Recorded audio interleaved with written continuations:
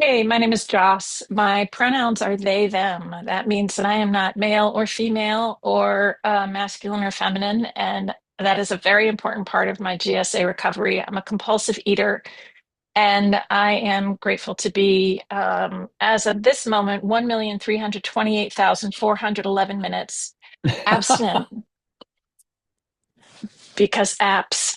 Um, and just always happy to be asked to serve and happy to be sharing my story.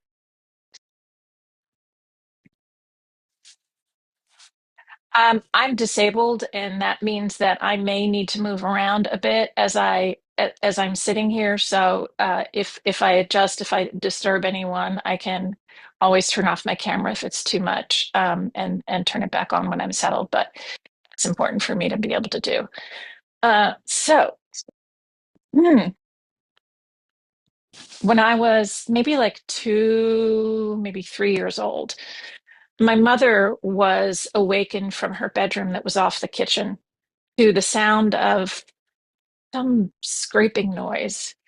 And she realized it was a chair being pulled across the kitchen floor. And it was the middle of the night, and she came into the kitchen to see me climbing up on a chair, trying to get into a cabinet. And when she asked me, Joss, what are you doing? I said the name of a baked good that we don't eat. And uh, and I was absolutely asleep, 100% asleep. And so she, gently put me back into bed. But that right there is, I think, emblematic of what I have dealt with my whole life as far as my addiction to the sweet stuff. 100%. It is that has long been my kryptonite. I could eat really well. I could eat really well, but you put the carbs and the sugar and the grains in my body and all bets are off. I'm somebody who has not had a lot of weight on my body all at once. I'm somebody who's taken it off and put it on so many times that it does amount to probably hundreds of pounds. So I've got lots of stretch marks on my body, and I and I've had those since I was early in my early teens. I come from a family of artists. My father was a professional fine dancer with a distinguished career in the fine arts, and my mother was she was also an artist, but she kind of never gained traction. And I think the appeal of my father's notoriety was something that was important to her. So that's kind of how their marriage worked. It was highly dysfunctional. Lots of mental illness, dysfunction, and disordered drinking, thinking, eating, sexing, everything in my family. I'm the youngest of three, and I don't, I haven't seen either of my sisters be immune to the effects of eating disorders. So it's also very much a family disease. And I remember really clearly when I was a little child, I always sat next to my mom at the dinner table. And after she ate, she would grab her stomach and squeeze it and go, oh, as though disgusted with herself. And that's really powerful for a little child to see over and over and over again, because you start to learn that you're not allowed to have a stomach. And if you have a stomach, you're bad and wrong, and you shouldn't want one. And eating is um, really something that you do just to make yourself feel better. Okay, sure. So you sit down to 3 meals a day, maybe. But one of the things that I realized I never did for myself when I was visiting a cousin some years back was he would say, okay, so here's what our day looks like. We're going to go to a soccer game in the morning, then we're going to go to the pool and relax, then we're going to have lunch, and then we're going to come back here, probably just like take a walk or something like that, and then we'll have dinner. And I was like, wait a minute, you've planned all of these meals, like when you're going to have them, you've planned your day and you've included meals. That was unheard of for me. I just didn't understand that at all, especially lunch. So my disordered eating, I come by it honestly and I come by it familially. And I really love that combination of or not the combination, the similarity between the word familiar, because to me, they are pretty much one and the same. It is what I had learned in my family that brought me to where I got with my eating disorder. And I relied heavily on food for entertainment, for emotional safety, and for um, emotional, I don't want to say regulation, but it's not really my vibe, but for just if I was feeling something, that meant food. Um, or it meant starving. I'm one of those annoying people who would forget to eat. And one of the ways that looked was that I would just put it off and put it off and put it off. When I was in my early 20s, I was living with a partner in New York City, and I lived up on 103rd Street. And go, I would get up in the morning, I would clean the house, which meant like I didn't have a vacuum, so I had to sweep all the hardwood floors. It was a pretty big apartment. And then I mopped all the hardwood floors, and I moved the furniture back into place.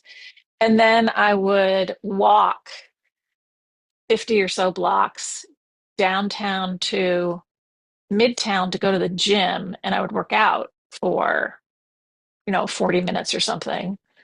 And then I'd get out of the gym and like, figure out what I was doing with the rest of my day. And then I would be like, oh, maybe I should have something to eat. So, and that starvation for me it was a badge of honor. Look how little I need to eat.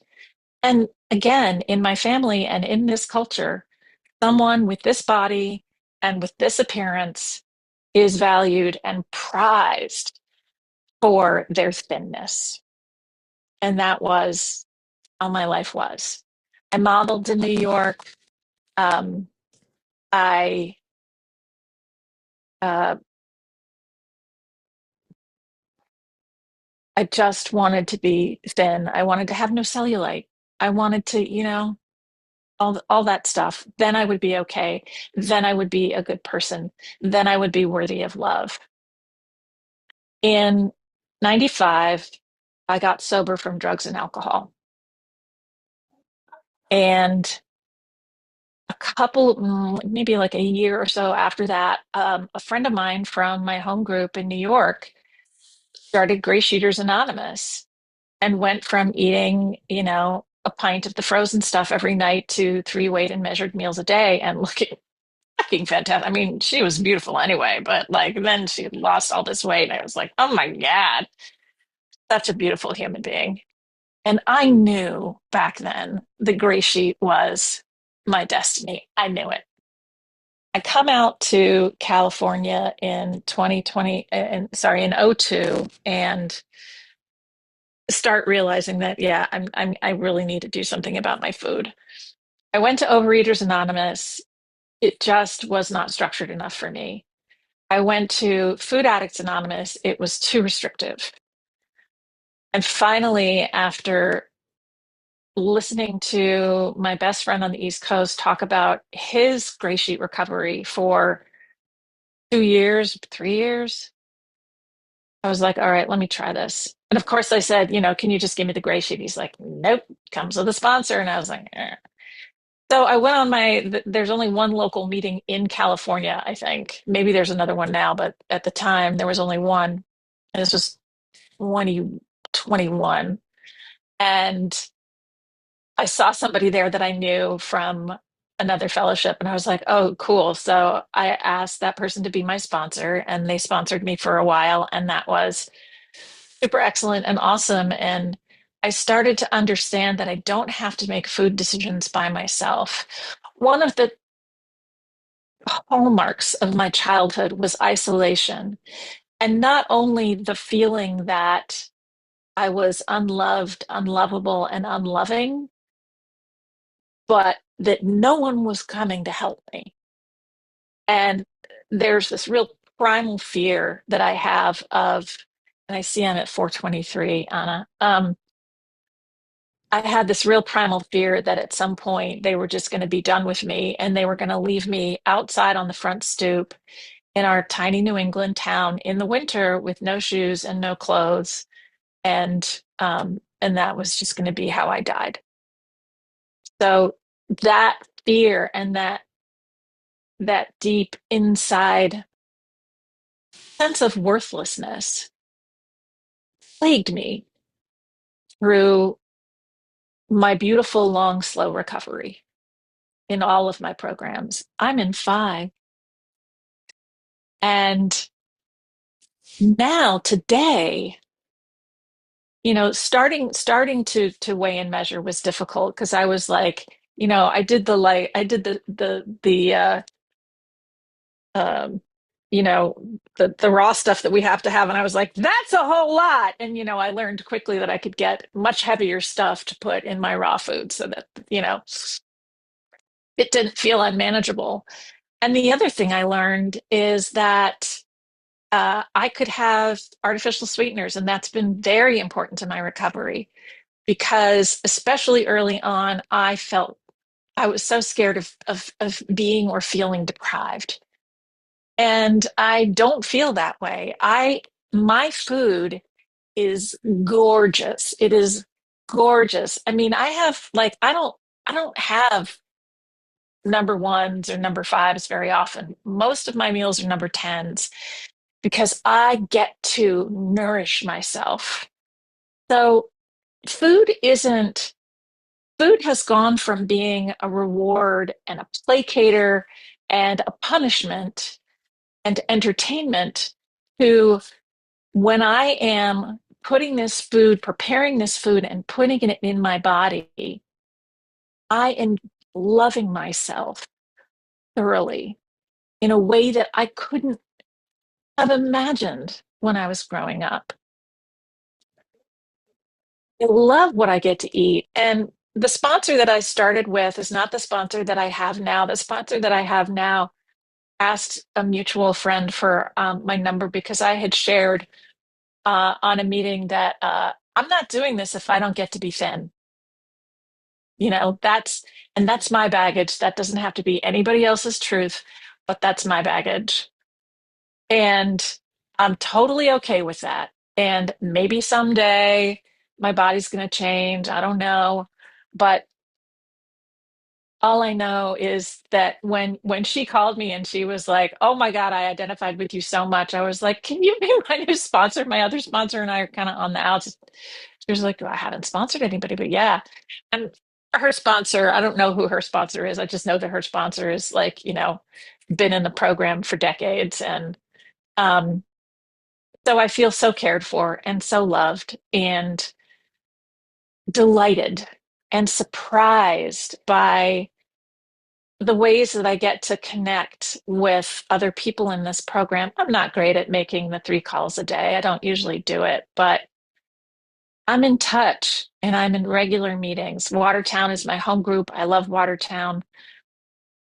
Uh, and then this is a really big deal to me. Tomorrow I'm going to be turning 60, and I could not be more excited. All of the remainders of the anorexic teenager who also studied dance and who also constantly looked at their body in the mirror with so much criticism, such a critical eye. That person is not here anymore. The person I look at in the mirror is like, you are freaking awesome. I love you. Keep going, keep doing what you're doing. And thank you so much for listening, no matter what.